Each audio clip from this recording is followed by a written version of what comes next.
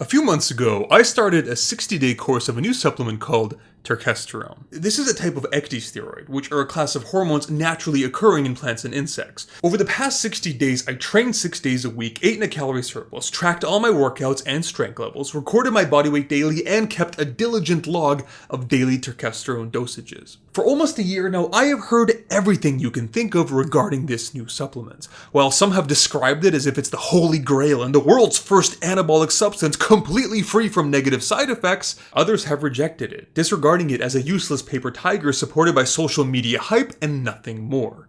After all this, I decided to put this to the test myself. I took turkesterone for 60 days, and this is what happened to my body. Okay, first things first, a few clarifications that I need to establish before we actually get into the good stuff. The first thing I want to mention is the actual factors or variables which we will be analyzing throughout this video, which I have outlined here, and also I've put them in the timestamps. That way, if you guys want, you can jump through and kind of skip ahead to whatever it is that you are most interested in, although I highly recommend you watch the entire video, especially with that last part. The second thing that I want to mention is that this is kind of, you have to take this stuff with a grain of salt. Not all evidence in science is equal. At the end of the day, something you do with n equals 1, where you have one individual as your entire sample size, it's not nearly as reliable as an actual controlled clinical trial. But then again, it's also not nothing.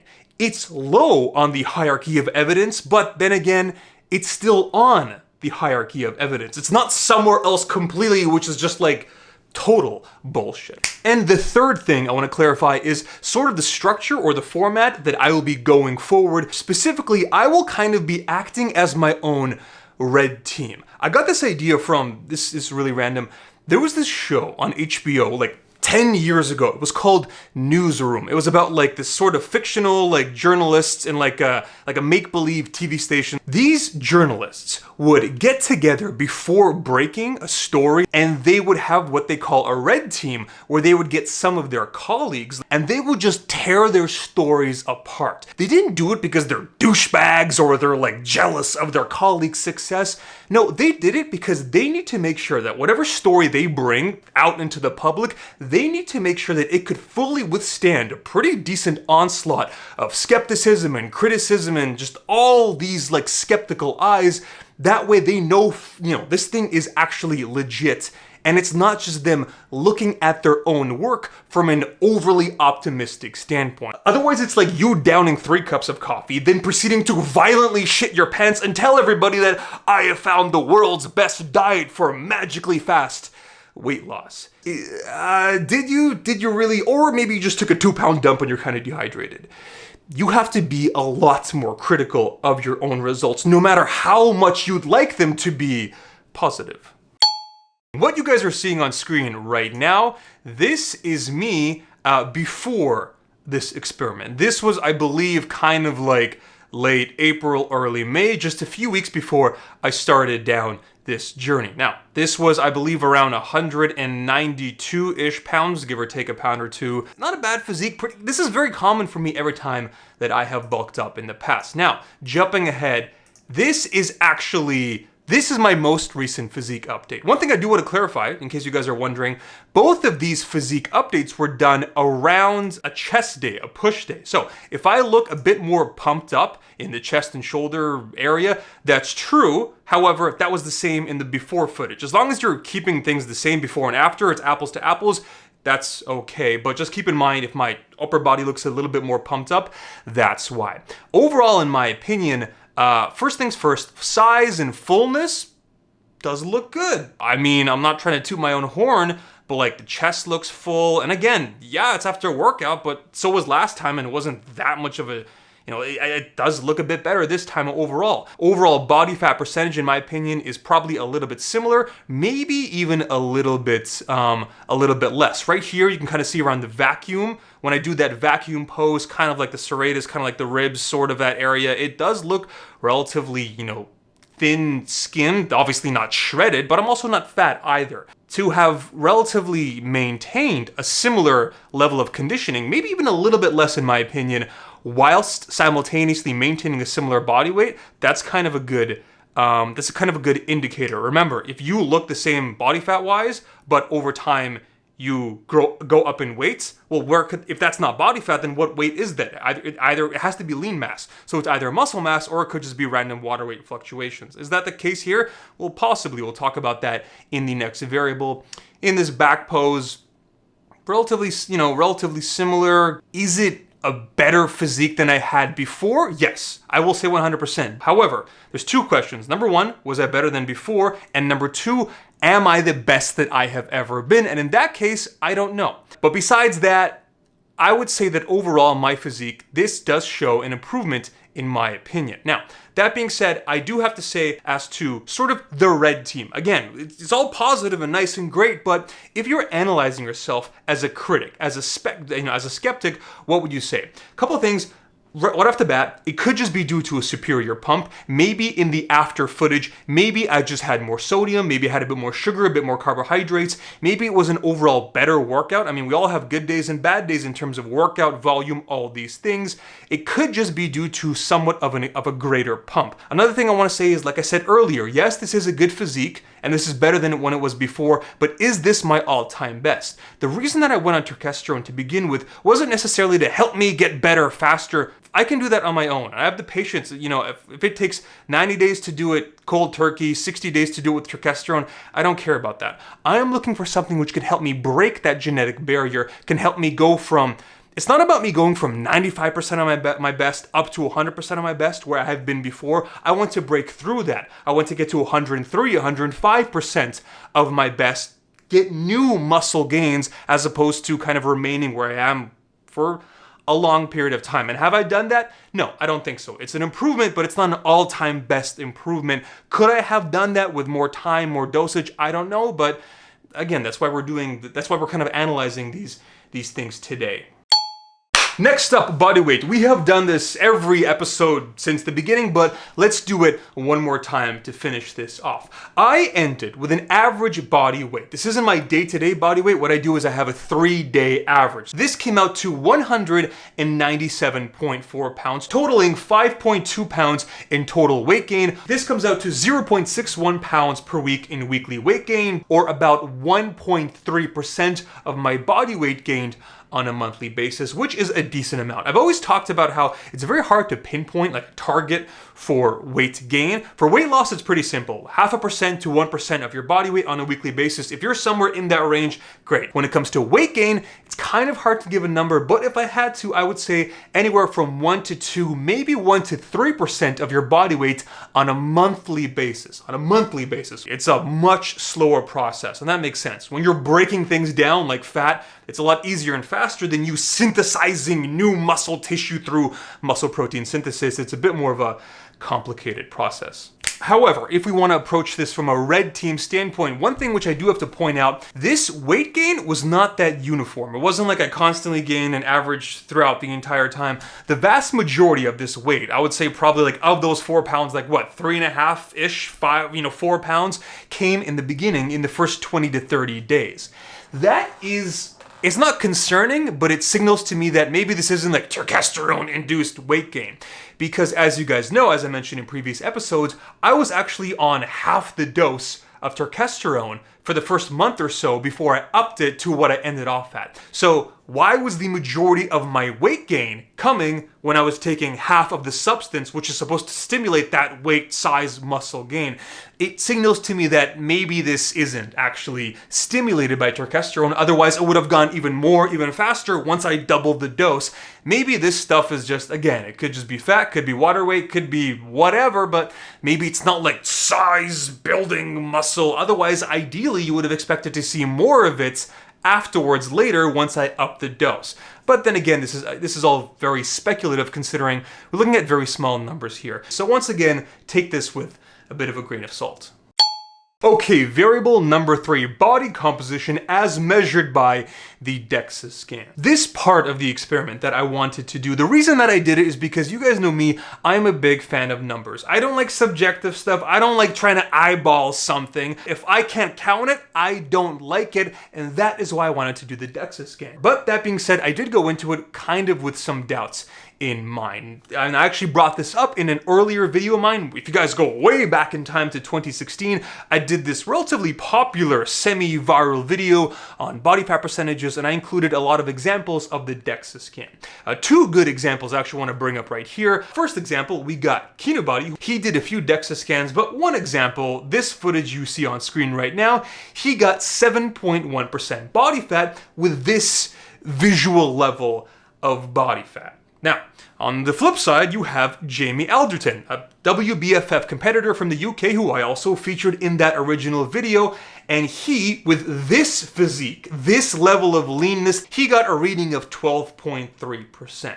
So, how should I put this? How the fuck is this guy on the right supposedly 5% fatter in body weight than the guy on the left? Like, visually, you think these would be flipped. You think that it'd be the other way around. So this, when I did this video back then and to this day, kind of is a pretty decent sized seed of doubt at the back of my mind. And with that preface, this brings me into my results, which indicate that my body fat percentage, as measured by the DEXA scan, increased from 17.1% to 19.8%, and this right here is the real kicker, my lean body mass. So this is not just muscle, but overall, you know, this could be, I believe, bone, it could be water weight, but namely we're talking muscle mass.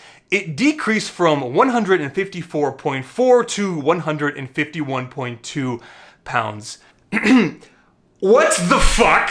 We only have two viable options. Number one, either I am a medical miracle who is somehow able to look relatively similar or maybe even a little bit better despite gaining 6 pounds of body fat and losing 3 pounds of muscle, or this thing is broken, or improperly calibrated or not calibrated, or God knows what. So after seeing this and clearly being a bit skeptical, I actually decided to go with an alternative option. These are the results of my home scale. This is the body analyzer. This is the scale that you guys have seen me use for years now, since I first started introducing it on my channel back in 2016. And these results, in my opinion, were a lot more believable. They show that I had an overall change of about 5 pounds, obviously, with about a 50-50 combination of fat to muscle, namely 2.6 pounds in body fat and 2.4 pounds in lean body mass, with obviously some of that just being general water weight. So how much actual muscle, it's hard to tell, but maybe it's 1 pound.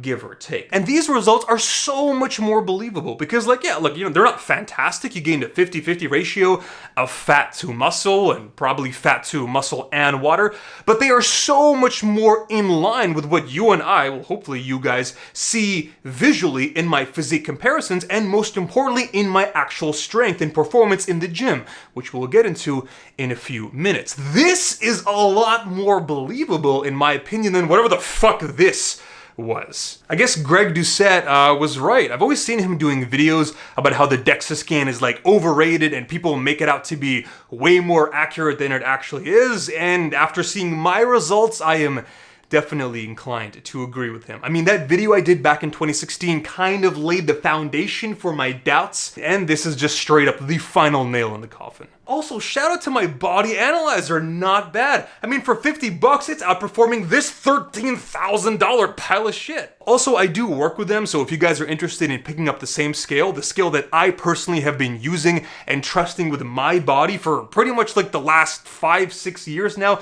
check out the link and discount code in the description box below to get yourself 60% off. Okay, next variable, we are talking about strength. So obviously, as you guys saw in my previous installment, the day 50 video, I hit that lifetime PR of 275 pounds on the bench press for 4 sets of 8, something which I've been working towards for my entire life, and coincidentally, I hit it for the first time during this experiment. Now, in addition, the other lift, which I've been focusing on most from a strength standpoint, was, as I mentioned a few weeks ago, or months ago now, was the overhead press, the seated overhead press. I've been doing the seated as opposed to the standing, just because I think I can get a little bit better form and overall less likelihood of cheating and less likelihood of injury, all these things. My best all time up until now was 165 for 4 sets of 8, which I did years ago. Last year I worked up to 155 for the same sets and reps, although I did that standing, which I do have to mention is considerably harder, so it's not exactly the best comparison. It's kind of like apples to oranges. However, this time around, I am glad to say that I have beaten both of these numbers, my recent and all-time best. I hit 175 pounds for 4 sets of 8. I did it with clean form, and I did it twice. I actually did it 1 week, and then I came back next week, the next time I was doing this specific workout, and I did it again just to make sure that I can do it again. It wasn't just like a fluke, it wasn't just like a good workout day. I can do it and repeat it multiple times. And this was good.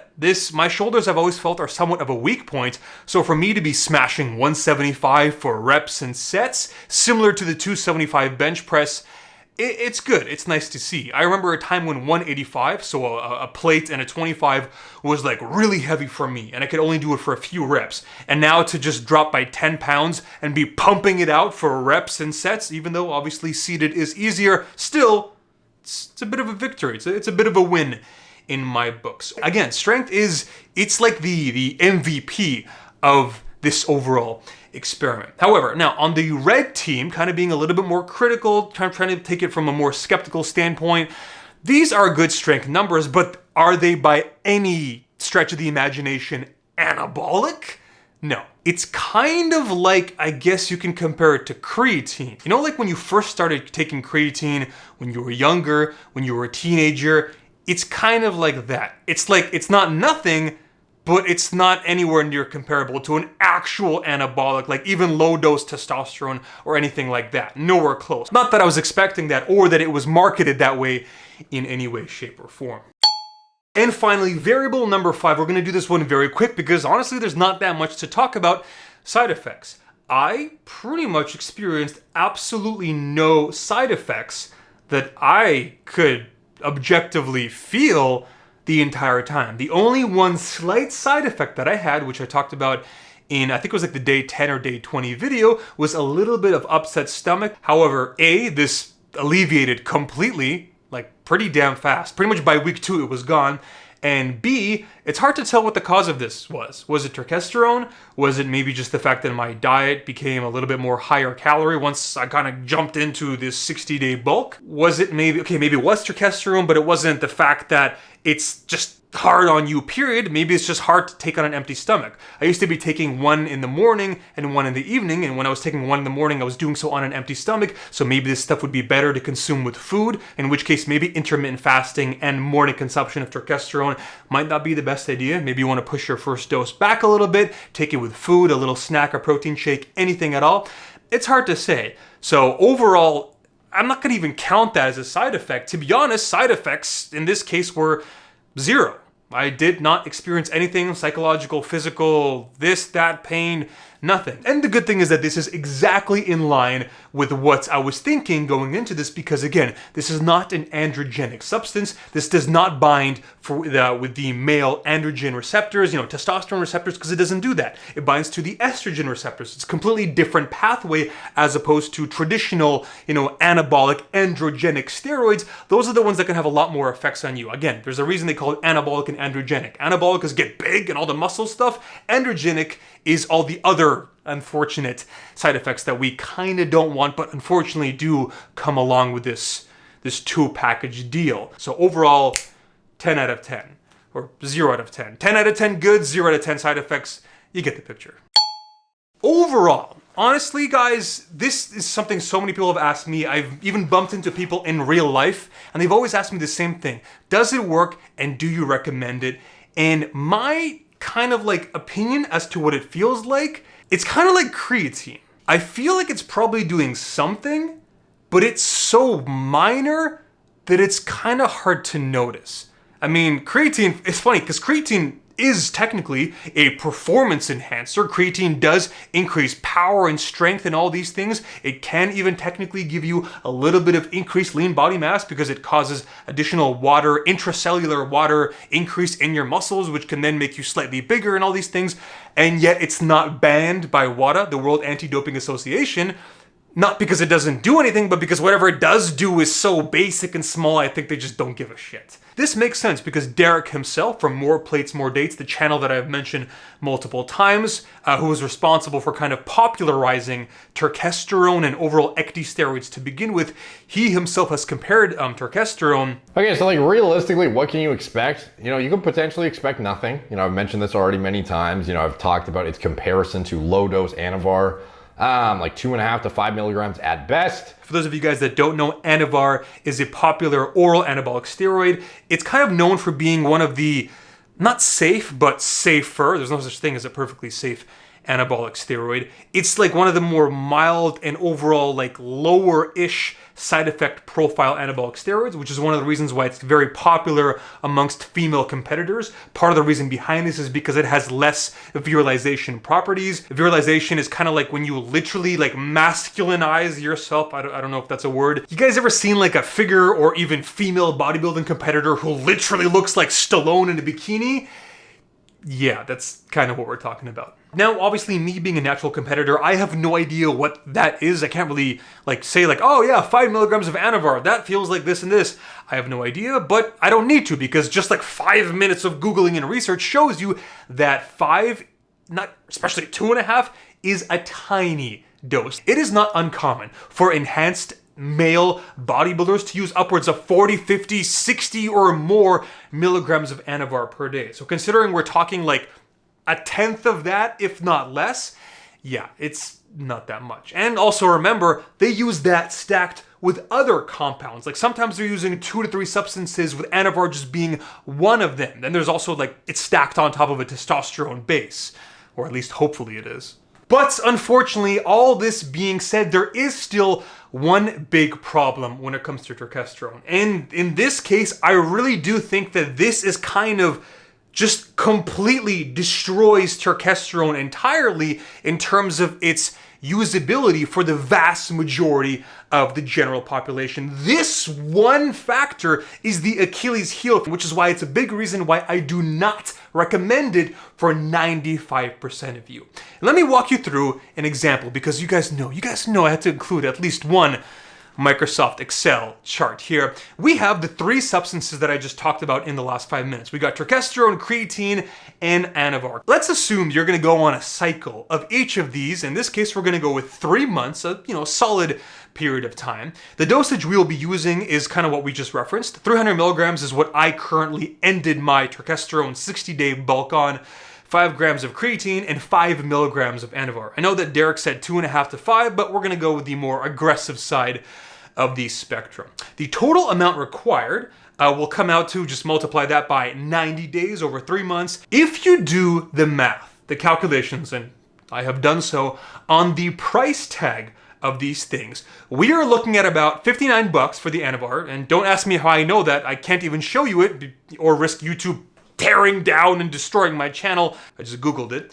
Creatine, you can find like anywhere for, it's dirt cheap. Creatine monohydrate is like one of the cheapest supplements you can possibly get. I'm just gonna put $20 here. By the way, if you're paying anything more than that, you are probably overpaying. You need to get yourself a better source. Might I suggest My Protein, where you can get 45% off. Discount code and link found in the description box below. And turkesterone, which currently, the source that I personally use and trust, I really don't trust it anywhere else, because again, this stuff has to be standardized and has to be complexed in a way where it's actually somewhat bioavailable. This comes out to at $50 a bottle, if you can actually get your hands on it, because again, it's always sold out and being sold for 4 times that on eBay. This comes out to $450 USD. This is fucking insane. This amount of money, $5,000 to spend on something which, at least in my opinion, is sort of felt kind of like a creatine 2.0. This just kills turkesterone entirely as a feasible supplement for, I would say, 95% of you. And I'm actually going to give you a recommendation. Here are the individuals who I do recommend turkesterone as a viable supplement for. There are 3 kind of like check boxes, and I need you to check off all 3 of these. If you're missing like 2 or even missing 1, I don't care. The answer is no, at least for me personally. Number 1, you need to nail the fuck out of your nutrition and training. This stuff is so weak that there is no point in you doing anything unless you 100% have your training, have your nutrition, have everything down. If you don't know how to work with macros, if you don't know how to set up and stick to a proper training program, don't even think about this. Get this shit out of your mind for the next 2 years until you figure this stuff out first. Number 2, you need to really be about this life. This is something that is just not necessary if you're kind of just sort of into fitness. Even if you're relatively into fitness, you're like 8 out of 10 into it and you like it, you're more than a weekend warrior, even then, probably not necessary. If you are someone who fucking lives, breathes fitness 24/7, you have dreams and aspirations of stepping on stage, men's physique, bodybuilding, powerlifting. You want to have the best possible physique. You are not satisfied with having a 98% good physique. You want 100%. You're someone like me, then yes, this might be a good option for you. Everybody else, especially if you're kind of like sort of half into fitness, you just want to look better on the beach or lose some weight or impress your girlfriend, this isn't for you. And number 3, you better have a pretty damn good amount of disposable income. Everybody who has talked to me, and a lot of you guys are young. I talked to a guy just like literally last week. He was a 20-year-old I met at the gym, probably in college, probably, maybe like working his first job. I remember what it's like to be that age. There is no way in hell that you should be spending $1,000. That's one cycle, let alone if you did this all year round, that comes out to almost $2,000. $2,000 is just not necessary. If you have a good amount of disposable income, literally I'm gonna say a number, I want you to be earning 6 figures, $100,000 or more as your annual salary, then fine. Then you can go and you can spend the money if you have the disposable income, if you have your finances sorted out. Anybody else, it's not worth it. You are much better suited to take all that money and put it towards good quality food, regular supplements, we're talking protein, creatine, whatever. Hell, not even fitness stuff. Go stick it into the stock market. Go put it into like an index fund. Go stick it into like VFE or VOO and the S&P 500 and let it sit there and just collect interest and then take it out for your retirement or something. This being a relatively new and like not kind of popular supplement, that means that there's not many companies out there who are going to help facilitate the creation of this. There isn't economies of scale. You don't have big corporations which are going to be able to manufacture this or provide you the ingredients and just the tools or whatever it may be, the resources to create this. Fortunately, this is where capitalism comes in. Whenever there is an economic profit, a high economic profit in a certain industry, companies are going to enter the market until the economic profit for that product or service is driven down. In this case, right now, we know that there is probably a decent economic profit for Derek's company because he's pretty much the only one who provides this product, and that's why every time he sells it, it's gone in 20 minutes. $50, however many thousands of bottles, boom, we're talking hundreds of thousands of dollars in a matter of 20 minutes. That's good. That's economic profit, although obviously I have no idea the actual, manufacturing or distribution costs associated with it, but that is going to send a signal to competitors out there. That is going to send a signal to the companies which help facilitate the manufacturing and processing of this supplement. It shows that there is money to be made and that you need to get in on this. And the more companies do, the more there is price competition because everybody wants to undercut themselves. Otherwise, we'll just go buy it somewhere else. A better product, a cheaper product. Competitors will enter the market and and try to outdo each other until over time, ideally, the price of that product drops. And if that happens with turkesterone or ecdysteroids in general, which I really think it's impossible for it not to, then it's going to become a much more viable supplement for the vast majority of you out there. I don't know if it's ever going to come down to creatine where you can get a 3-month supply of it for $20, but if you can get it down to $100, then it would be a lot more attractive for the average individual, at least in my opinion. Overall, I'm just kind of happy that this entire experiment, trying something new, this weird bug steroid thing, it didn't result in anything. There's nothing different about me. There's no side effects. Nothing. I'm still the same old Igor